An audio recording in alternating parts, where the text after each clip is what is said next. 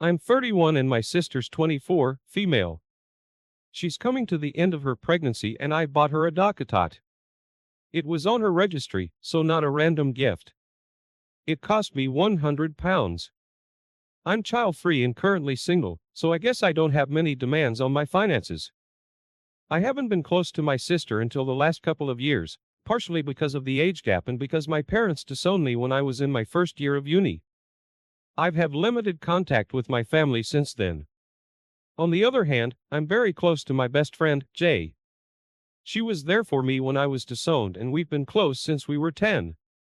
She has a toddler and I think of him as my nephew. I admit that when I see nice clothes or toys, I buy them for him. Anyway, my sister was at my flat and she saw clothes I bought for my nephew, Jay's son, and I guess she looked them up to see how much they cost. At dinner, she said, "Oh, the clothes you bought my baby are so cute, but why did you buy H2? I told her that they were for Jay's son, not yours, and she got really mad and said I value random friends instead of my family. The clothes were more expensive than her baby shower gift, which is why she's angry, I think. When she left, she got my mom onto me and my mother saying that my sister and her son are my actual family. And while it's nice that I'm close to Jay, I should prioritize my actual relations. Am I the idiot here?" Edit. I should add that Jay lives abroad now. There's nothing up with our relationship. I flew to visit her a few times a year and honestly, Mom has had an issue with that too. I think they feel like Jay's not my bio family. And physically, she's thousands of miles away. So I should focus on the people in front of me. Whoa, whoa, whoa, hold on just a minute. My mother says my sister and her son are my family. After your parents disown you, where does she get off using the real family line? If anything, Jay's more of a real family than your sister or mom. You are not the idiot. Agreed. Your mom is your relative. Jay is family. It's your money. Spend it however way you like. Sister wasn't even there for you when you were disowned. So personally, I take back the dot tot. And the people in front of you were the ones who disowned you while your friends supported you. So I don't think I'd be talking if I abandoned my daughter or my sibling. LOL. Focus on the people in front of you is for customer service, not relationships. Maintaining a relationship over distance is hard. You're merely showing that Jay is in your thoughts, even though they're miles away. Focus on the people who support you and love you. That's clearly not your sister or mom. It seemed to me when OP went off to uni, OP wasn't worthy of family as they disowned OP during that first year. Now that OP is successful and has money, they're all about, "Oh, OP, you better prioritize us. Put us first. Spend all your money on us and screw your best friend." Is this a safe assumption or am I out of line? I think you're spot on. You bought her an expensive gift that she actually wanted. The fact that you buy gifts for your chosen nephew, I think, is lovely and super sweet. And it's your money to do what you want. Your sister's jealous and needs a reality check. Update. Is it relevant to know why they disowned me? They don't like that I'm queer and non-binary. They tried to use religion to justify it. Jay and her family are more religious than my parents. So my parents were pretty comfortable assuming that Jay's family would back. They didn't. They supported me, confronted my parents about their behavior and took me in afterward. And that's why my mom resents them. We were close as families. And I know Jay's parents argued on my behalf and that caused them to stop being friends. I do miss the closeness I had with Mom when I was younger. So I've been trying to rebuild something between us. But yeah, maybe it's not to be. Mom has kind of apologized for the disownment in a wrong way. She now says that it was mainly my dad pushing her. I know that their disagreement about me is part of why they separated in the end. But yeah, Jay and her parents were there for me when I really felt alone. And I think of them as family. My sister and I live in different territories. She lives 4,000 kilometers south of here. So a 2-day drive or 4.5-hour flight away. We try to have a visit at least once a year. This time she brought her boyfriend to visit. I've never met him in person, only over a video call. She says they're thinking of living together. They stayed in my guest room. On the 6th day of their visit here, her boyfriend had a freak out on me because I was preparing a meal for us. And he saw that I had food in my kitchen that my sister was allergic to. I put allergic in quotes, because she isn't allergic to anything. Her boyfriend thought she was. She's told him that she has a deadly allergy to a certain food. She went so far as to purchase EpiPens and wear a medical bracelet. She's told him stories about almost dying from accidentally or unknowingly eating this food when we were kids. Her boyfriend was angry I had it in my kitchen and didn't clean my kitchen or cooking utensils before their visit, which I would have done if my sister was really allergic. But she isn't. She hates it, but she isn't allergic. And to me, there's a big difference. If there was even a chance my sister was allergic, I wouldn't have it in my kitchen. I told her boyfriend that my sister hates it but is not allergic, that she's always hated the food. Now she's furious at me. Note that I have the food item she hates in my kitchen because I like it, but I wasn't putting it in any meal for my sister because I know she hates it. I'm not removing food from my house because she hates it. She's furious that I told him the truth. She argued with me. Her boyfriend argued with her. The last day and a half of their visit was awkward. From what I got from my sister, she told everyone she was allergic when she went to university so she wouldn't have to eat it. I was already in university here, so I didn't know she was telling people this. Our parents were divorced and we lived with Mom. Dad lives on the other side of the country, 3,700 kilometers away. We did see him, but Mom was the one who did everything for us. Our relationship with Dad is better since Mom passed. But Dad, his wife, and his sister would not know my sister had an allergy and would take her word for it. Her boyfriend has met them, as the three of them are my sister's only family besides me. Basically, my sister says I should have gone along with her lie and not told her boyfriend the truth. She says the difference between hating and being allergic is small, and I shouldn't have told him. She's furious at me. Was I wrong to tell him the truth? Edit. I'm not American. A trip to the hospital or seeing a doctor would not cost my sister any money. She wouldn't get a bill for it. Yes, we pay taxes, but we don't get billed directly by the hospital or doctor. Also, if she was really allergic, she could have gotten an EpiPen under the healthcare system. She didn't have one, so she had to buy them herself and pretend they were prescribed. Not the idiot. Faking an allergy is very dangerous because if she fakes a reaction, she's going to get a shot, which is going to result in a trip to the ER. She needs to grow up and own up. I'm not trying to be rude or condescending, but is your sister not all there mentally? I don't understand how she thinks it was okay to lie.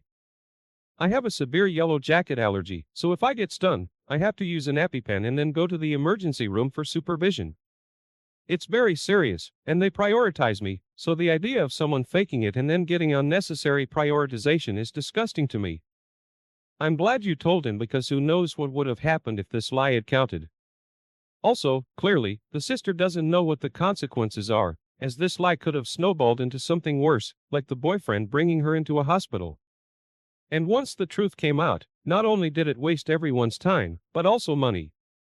I feel bad for the boyfriend because she betrayed his trust, and who knows how long it'll be till it's regained, if ever. I'm getting mixed opinions from this. My two kids are young teen and tween. I'm not gonna lie, we live a pretty frugal life, and all the extra money I make goes into their college accounts or fun weekends. My ex has them once a month, and he's the fun parent. Can't get his child payments in, but he's willing to do a surprise trick to Kennywood. It's frustrating, all right? I try not to say anything bad about him, but he's been pushing the narrative that without him and the money he gives me, we wouldn't have this home. It's false, and now the kids are saying, well, Dad pays for this. My last straw was when the kids told me that Dad pays for the home. So, I pulled up my budget spreadsheet, and it includes all the stuff that he pays for. So, child support, and he hasn't paid for the past 2 months. The kids were upset about being lied to, and the oldest girl got into an argument with him, since she called him to confirm. We got into an argument, and he called me a jerk. My friends are split on this, and I'm wondering if I went too far. Not the idiot. He doesn't look bad in their eyes because you exposed him. He looks bad because he lied to begin with, and because he created the situation that he lied about. To add to that, the kids deserve to know what they're dealing with, in case they ever need support from him in the future. My friend Zax is like this. He told the kids he was financing their mom's lifestyle, that she really wasn't actually working 2 jobs and was out partying. She showed the kids her pay stubs, checking account, and the stuff she has from courts, showing that their dad hasn't paid child support in over 2 years. The same situation happened because now they don't believe anything their dad has to say. X threatens to take her to court for parental alienation, but he can't afford it, due to his flashy new house and car, lol. So sorry. It's hard having sucky parents. I hate to see kids pulled into divorce and support drama, but they're old enough to know the truth. The truth can hurt sometimes, but the truth is in the facts. As for the back child support you're owed, court order for garnishment would be in order.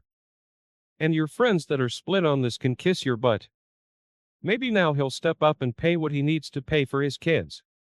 I, 18 male, have a cousin, 20 male, who's on the chubbier side, about 200 pounds, 6 feet 0 inches.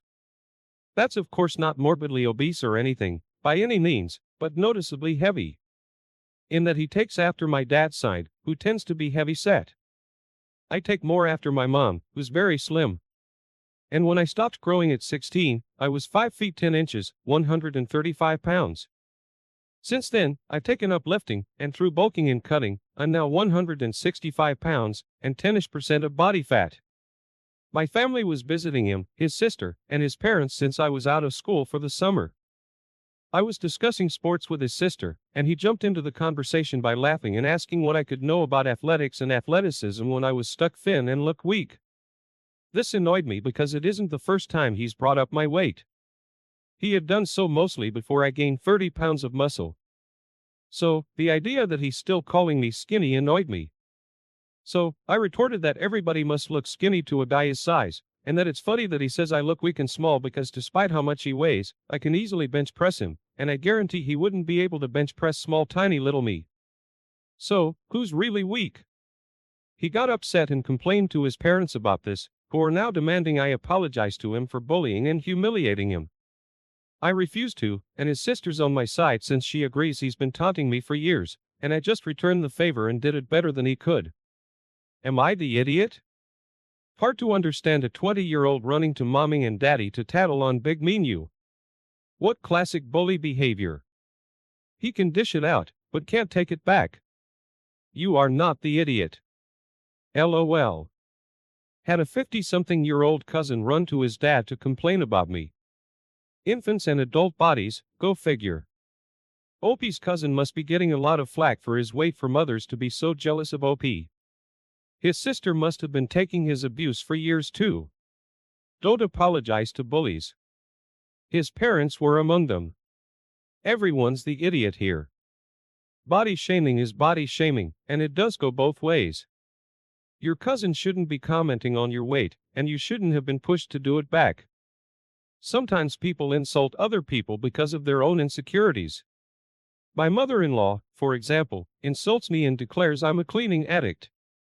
Most people I know think I'm a bit chaotic, so she can feel better about her filthy house, but I won't go down to her level by telling her, I just don't want to live in the same filth as you do. I don't need to humiliate other people to feel better about me. I know why she insults me, and knowing that it comes from a state of nagging inferiority feelings is soothing enough. Every time she does, I smile because I know she already feels bad about herself. OP, you both need to grow up and stop bullying each other. My sister-in-law, her husband, and her kid, teen, are staying with my husband and me for the next week because there's a family funeral, and all hotels were booked out for the Fast In concert. We have a big farmhouse, so it's not a big deal, but sister-in-law is very opinionated. My sister-in-law and my husband have different fathers. Her dad died from liver failure 10 years ago, and his death date just passed by not too long ago.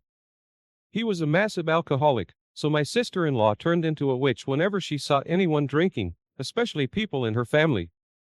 Well, my husband, who isn't a big drinker, went out with his friends last night as kind of a wrap because we'll be welcoming our first daughter into the world in about a month, and he just wanted to celebrate his becoming a dad. I encouraged him to go. I arranged for his Uber back home, and he came in around 11 p.m. last night. He was intoxicated.